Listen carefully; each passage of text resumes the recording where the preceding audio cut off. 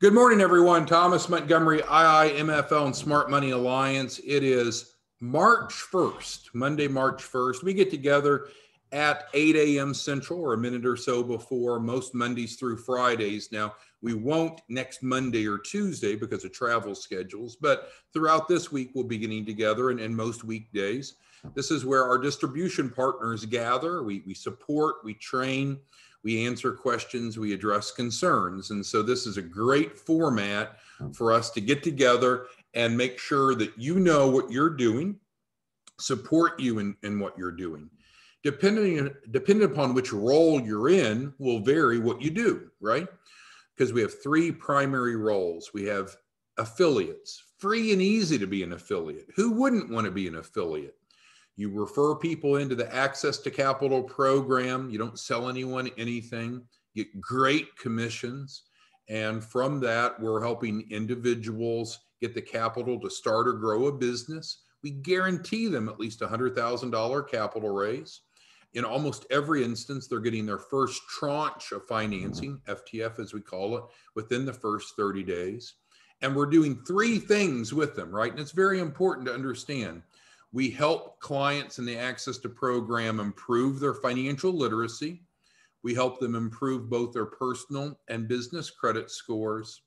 And then we also help them grow. And often that's through access to capital. Secondly, we have our credit literacy educators. They focus more on the Credit Boost program, educating about how credit works. They sometimes teach Credit 101, which we recently retrained you on. And the Credit Boost programs, no upfront cost, helping people improve their credit scores. So that is very effective. And then, of course, we have our joint venture partners, and there's more information about that on the career page if you scroll down.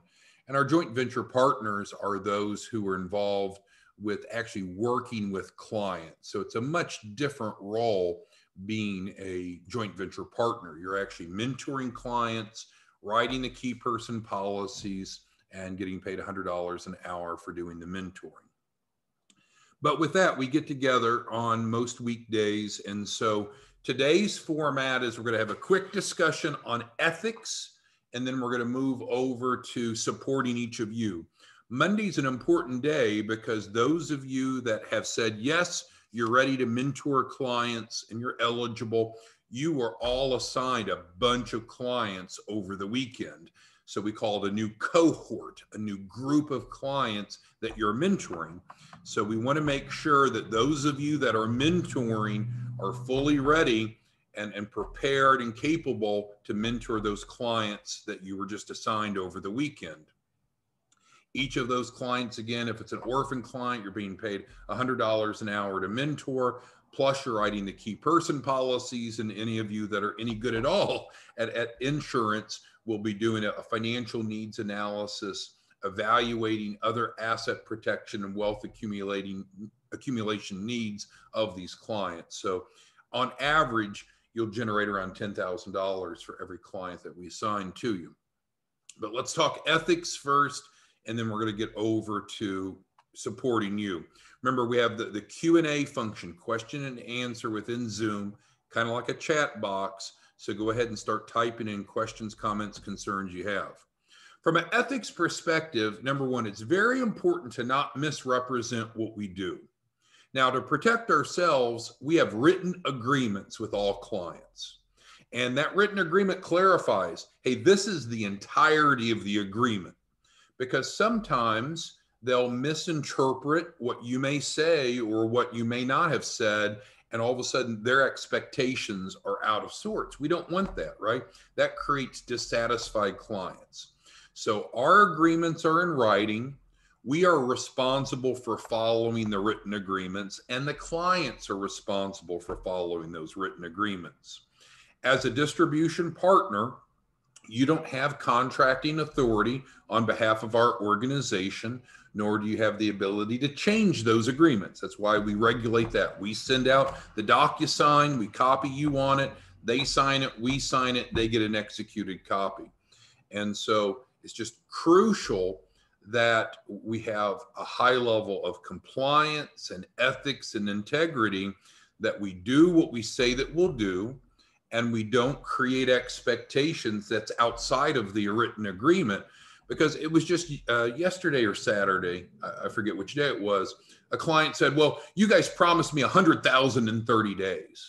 No, I mean, we couldn't promise that. That would be too good to be true. We've never promised that. We don't promise that. It's not in the agreement. It's not in the training. It's not on the website. But somehow that person came to that conclusion. Well, that person's no longer in good standing with us. And so now they're going to go to court. And so they're going to have to be in front of the judge, and they're going to make that allegation. Oh, they said that I'd get $100,000 guaranteed in 30 days. We don't promise that. That's unrealistic. That's too good to be true. And we're going to revert back to the agreement. What we promised to do is in the agreement. Any changes or alterations of that must be a written addendum to that agreement. And so just please be careful in what you say to people so they don't come up with the wrong assumptions. Another issue that we had over the weekend, clients in Credit Boost also going through credit repair. And then the client says, well, if my credit goes up because of credit repair, that doesn't fall under Credit Boost. Well, you and I know that's not the case. That's not how the agreement's written. We don't have any ability to identify every variable that causes a credit score change and say, oh, well, your credit score went up that amount because of credit repair and this amount because of new positive trade lines. There's no way to do that. So please, please, please be ethical, be compliant, be transparent, and make sure that clients understand all that we promise to do is in the agreement. If it's not in the agreement, we are not promising to do that. We're not held responsible to do that. Conversely, whatever they agree to do in the agreement, they're going to be held responsible for. And that's the way that the judge is going to look at it. It's a JP, a Justice of the Peace, that we work with here in Wood County. So every time a client doesn't comply, either lack of failure to pay or failure to actively participate, they end up having to come to Wood County, Texas, which is inconvenient probably, to sit in front of the Justice of the Peace and explain why they breached that agreement. We don't want that. We want clients to be happy. We want clients to be compliant. We want to deliver what we promise to do, and we want clients to do what they promise to do, and that makes a good, healthy relationship. Okay, so periodically we're going to have this ethics discussion, because it's really important that we all do the right thing, that we do things the right way, we don't misrepresent, and clients understand that if it's not in the agreement, we didn't promise to do it, and if it's in the agreement, we did promise to do it, and if it's in the agreement, they promised to do what they said. And all of us need to be responsible for fulfilling what we promised to do. Okay, so here we are to questions. Brian asked, is there a way for an affiliate to get a list of clients that you referred in? Well, Brian, you'll get executed DocuSign agreements. Let me step back. This month in March, we fully anticipate to be migrating from a DocuSign centric or DocuSign focused process to online terms and conditions. That's in process. It's not ready to go live yet. It takes a lot of work, a lot of programming time and design in the background.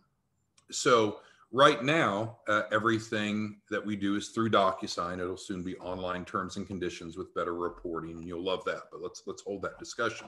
So if you referred in a client, Brian, and if they executed, you get an executed DocuSign. If they didn't execute, you don't get an executed DocuSign. That's the front end feedback for affiliates. So, but that will continue to evolve this month. Thank you, Brian, for that question.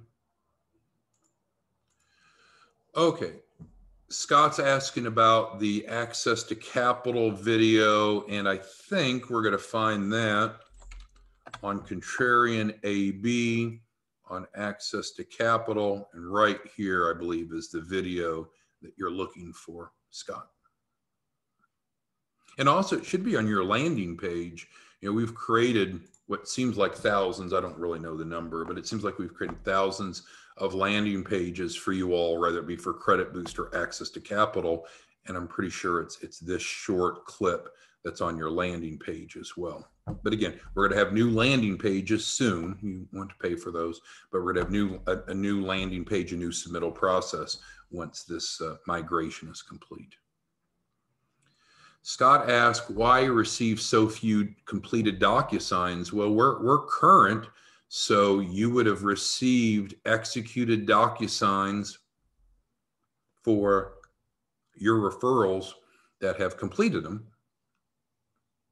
To the best of my knowledge, we are current on access to capital as well as credit boost. And so the number of executed DocuSigns you receive back is linear with the number of submissions you've had that have executed. Again, we'll have better feedback coming soon with the new system. Okay, so let's see here. Barry asks, how long before a client goes to the compliance department after they enroll? This is a very, very good question. Best question so far, Barry. Thank you. Okay, so access to capital, what we know is it's a 4-week process. And let's go back to that. We were on that a second ago before we went to go look at that video. So the 4-week process that we take them through is described here. And so we have an educational topic each week and then an implementation step. We offer each access to capital client a mentor, which Barry's one of them, one of the best. And so then they have a mentor to work through. Now, technically, we're not contractually required to provide them a mentor, but we do that as a value add. And contractually, they're not required to work with a mentor. So they could say, no, I just want to do it self-study. I don't want to work with a mentor. And that rarely happens. Now, Barry's question's a little bit different. So Barry said, okay, so they come in here in week 1, we're starting with their business plan and financial projections. And so the mentor, in this case, Barry, would have the first call with them. And then we go on to week 2, and now we're really gathering some specific data so we can arrange their first tranche financing, which should be at least enough to cover their refundable deposit. So it's going to be at least $2,500.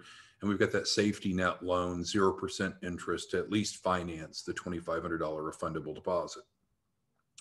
We're able to identify the right source of capital for the client at this point based upon their personal financial statement, the soft credit pull that also exists here, and the profile form that they completed back when they enrolled. So with all that being said, Barry's question is, well, what if they get here and they don't want to pay the refundable deposit? Well, what we tell them in the agreement is we will not charge you up front in the access to capital program for the refundable deposit, which is $2,500. Everyone's clear on that. It's in writing. What we say is we'll wait until we have the first tranche of capital. Well, we are able to get them 100% of the time now their first tranche of capital from this week 2 activity, because now we have enough data set to identify. That could be $50,000 in their first tranche, could be $75,000, or it could be as low as $2,500. Barry's question is a very good one. Well, what if all they qualify is for that safety net loan, which is 0% interest, $2,500 covers the refundable deposit, so we can continue to work with them. What happens if they say, no, I don't want any funding? Well, if we've arranged funding for them and they say that they don't want any of that funding based upon what they qualify for, then they can pay for the refundable deposit in some other way if that's what they would prefer to do. They can pay it out of pocket. They can use their own bank or credit union. I mean, it's up to them. But we must collect the refundable deposit after the first tranche of financing is offered, because that's how you get paid. We cannot continue to have you as a volunteer mentoring these clients. You get paid off of the refundable deposit being submitted. Again, our promise is they don't have to come up with it out of pocket. That's why we have guaranteed financing, but a lot of people will qualify for mainstream financing. So ultimately, Barry, if they get here and we offer them one or more financing choices, a lot of times they'll have multiple offers for funding. And if they say, nope, I don't want any of them, which we've had clients say, then we'd say, well, that's fair enough. If you don't want to use any third-party financing for the refundable deposit, then you'll go ahead and pay for it. And then by you paying for it, we can continue to build the loan package. When Karen, our attorney, wrote the access to capital agreement, she ensured that there's a provision in it that if a client gets out of compliance, that they have the ability, either if they're not actively participating, I should say, that they have an opportunity to get back actively participating and proceed on, or they're in breach. So the bottom line is this can't be too good to be true for the client. There is a $2,500 refundable deposit. They know that. It's in writing. We don't hide that, but we do defer it until the first round of funding. If they reject the first round of funding, that's their prerogative, but that doesn't mean that the refundable deposit's like, oh, never mind, you guys just work for free. I don't care if Barry keeps working for free. Barry's time's not valuable. Of course it is. So the point is, once we get them to here, we review the data, we find out what source or sources of capital they qualify for. Often we'll get them multiple offers. If they reject them all, that's fine, but then they need to make other arrangements to pay the refundable deposit. It's not, oh, wait until I get 100,000 and then I'll pay for the development of the loan package. No, our joint venture partners, our mentors, don't want to wait that long to be paid. They deserve to be paid in the model set forth. So hopefully that was a good answer, Barry, and not too long and drawn out. Credit boost. Jim's asking why, a prospect's asking, well, why do we need their bank information if there's no upfront cost for credit boost? Well, that's because we're dealing with bad credit clients typically, Jim. And what that means is they've typically not paid their bills as agreed. If they did, they wouldn't have bad credit and they wouldn't need credit boost. So the last page of the Credit Boost DocuSign collects their bank information. We don't charge anything, but we have that to be able to charge based upon the results. So consistent with the agreement, each month we do a new soft credit pull. We look at the change, the improvement in credit score, and they give us authorization to charge that account based upon the credit score improvement. And so that way we have that banking information on hand. If they lie and provide misleading or inaccurate banking information, now they've entered into a fraudulent agreement. And that frankly can be criminal on their behalf. It's called theft of services. I don't want to go there, but the bottom line is we collect their bank information on Credit Boost, so we have it on file for billing after we've been able to demonstrate credit score improvement, not beforehand. Does that make sense, Jim?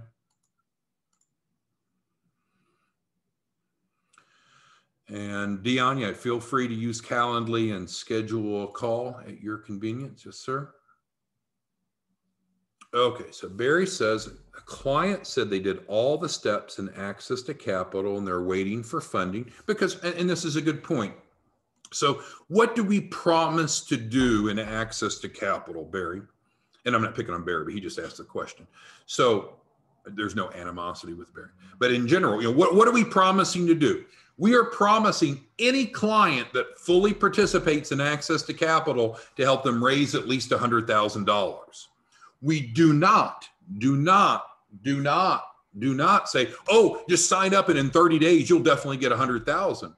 That's crazy. That's a shell game. That's Ponzi. That's a scam, right? That's too good to be true to promise anyone 100,000 after 30 days because they have to meet the underwriting criteria. So our model is different, right? We're not just a loan broker. What we're doing is taking the client, building their loan package. We're helping them build their financial literacy. We're helping improve their credit scores. And what we're going to do is help them move from where they're at to where they need to be to get qualified.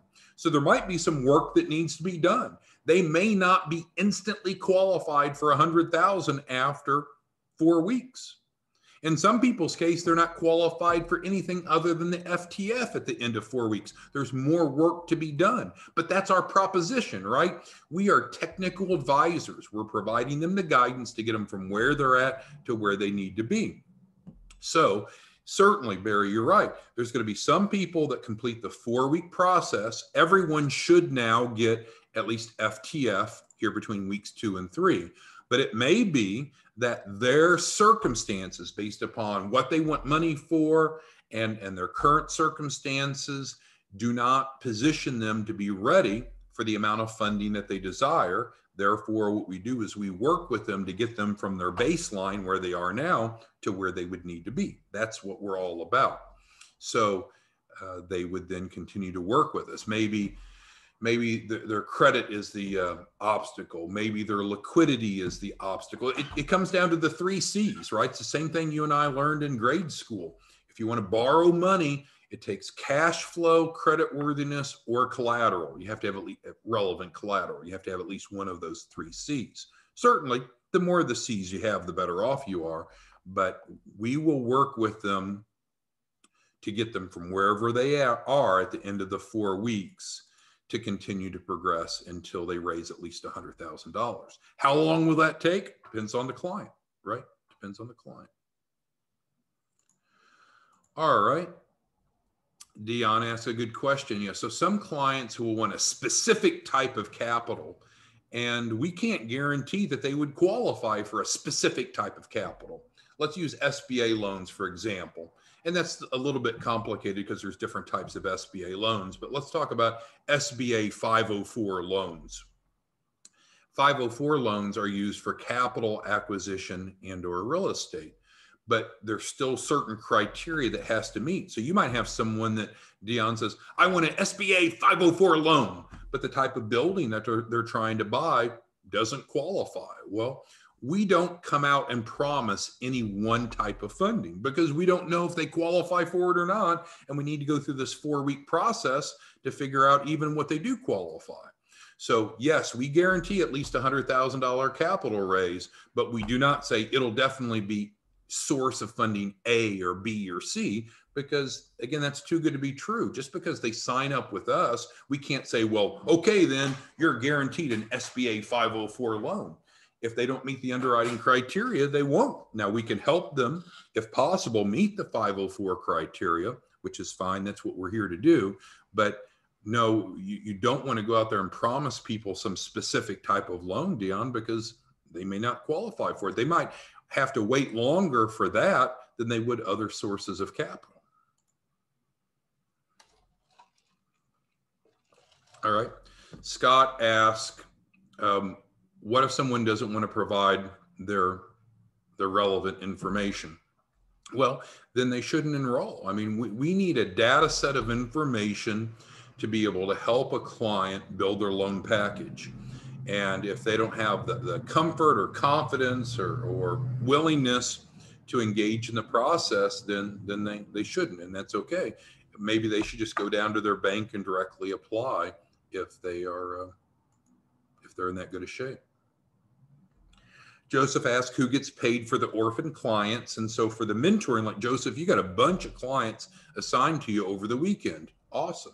You've got a whole new cohort to work with this week in addition to what you got last week. So that's awesome, Joseph. You're paid the $100 an hour for doing the 4 sessions, the 4 15-minute sessions.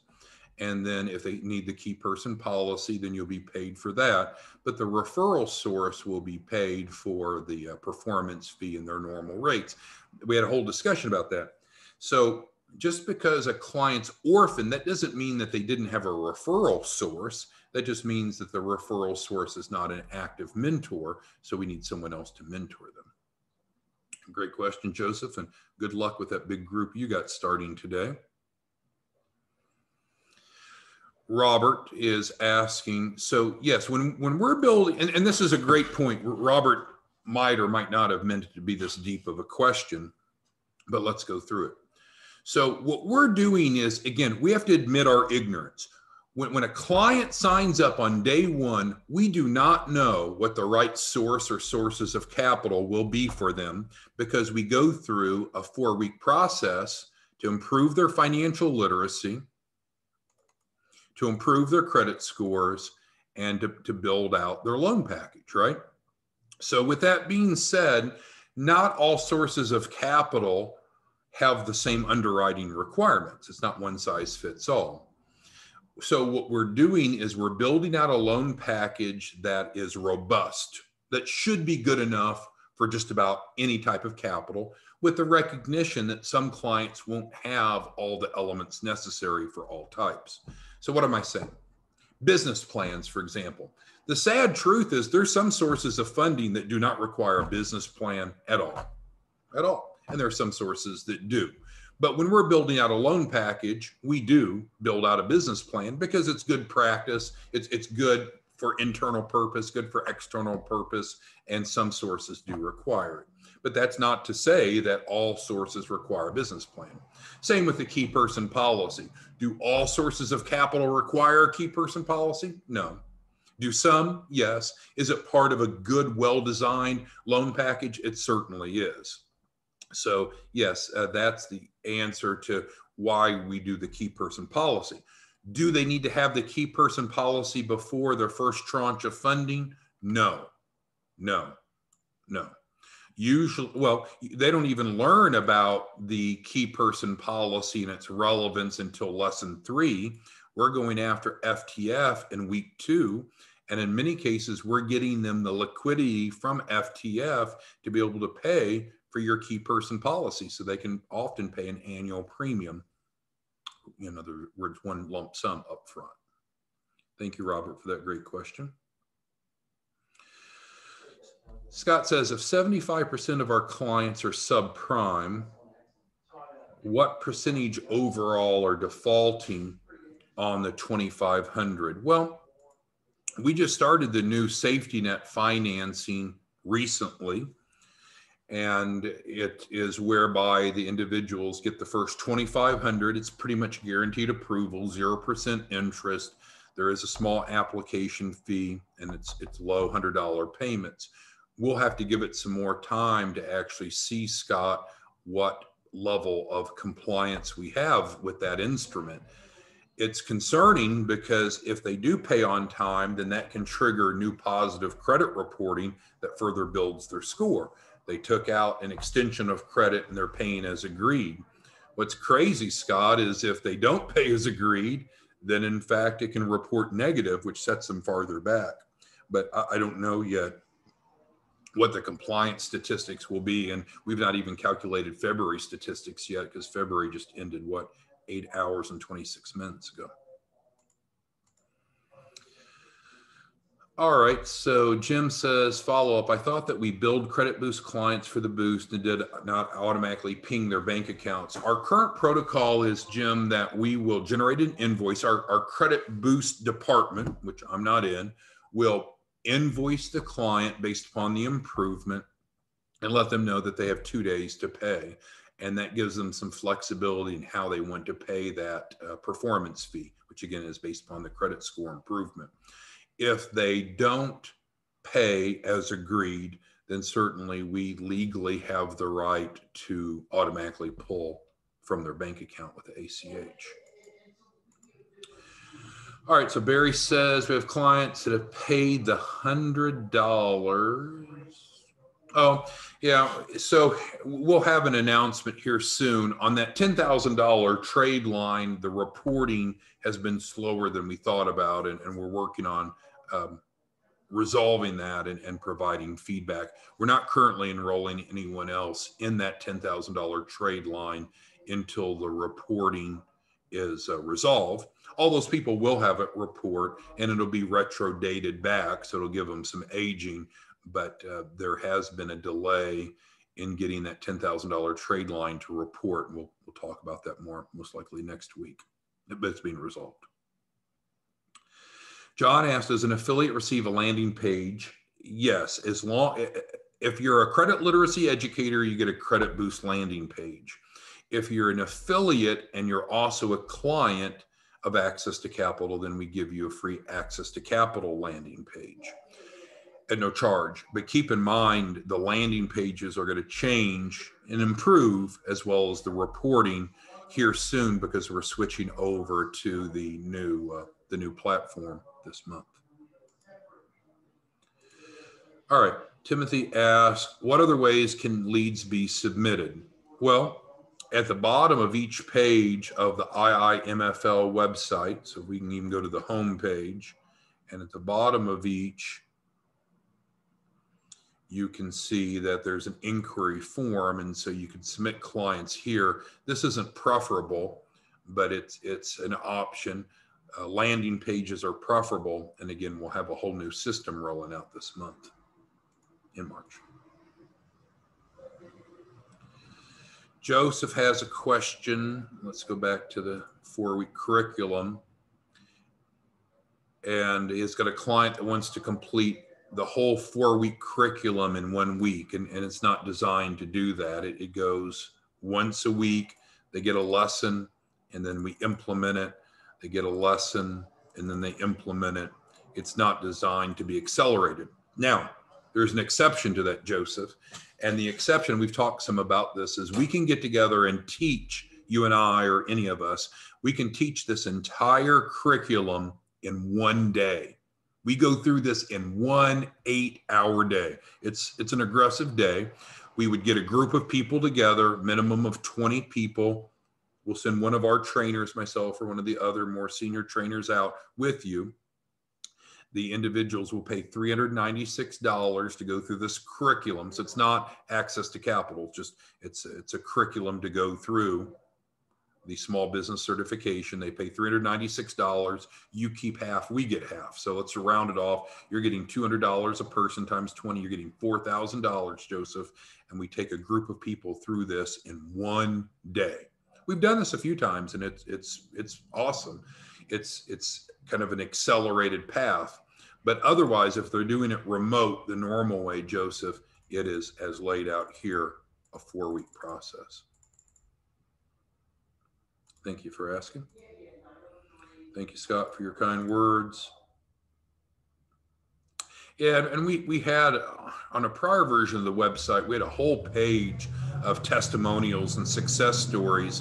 And then we switched the website. That page is not up here. I will get with our programmer and see if we can get that page added. So we would have another page that would be success stories or testimonials, but we'll work on that. Right now, all of our bandwidth, in addition to just operations, is doing this migration to the new front-end lead submittal, which is going to be outstanding.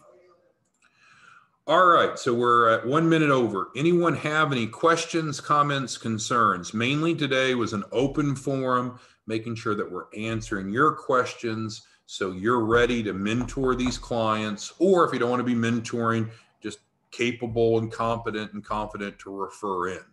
We'll be back together tomorrow morning at this time. Anyone have any questions for me right now? All right, well, have a great day. We'll see you tomorrow morning. Thank you. Bye-bye.